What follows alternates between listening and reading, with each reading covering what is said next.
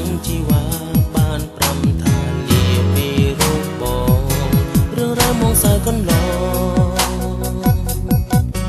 ដែលរូបបងបានធ្វើខុសទើបបងត្រូវរួងដោយរងគ្រោះព្រោះពីបានស្នេហ៍ដឹងថ្ងៃណាជួបជីវ៉ាជាថ្មីគេសមយំថ្ងៃចាំស្រីអើហើយបងចង់ស្ដាំសំនៀងស្រងលល្អឲ្យបងផុតទុក្ខាសូមឲ្យទេវតា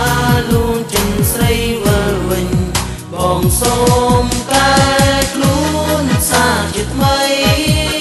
សូមស្រីកុំទំនេញ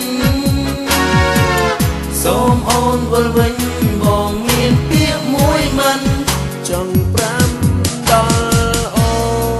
នតើនៅឬគេស្រី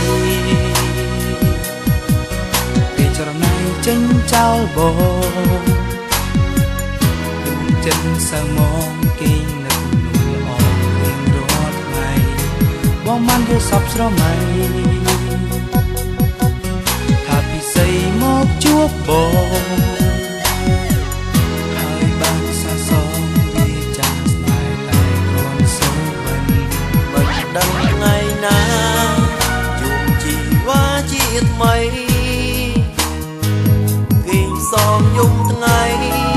ចាំស្រីអើហើយបងចង់ស្ដាប់សំនៀងស្រងល្អ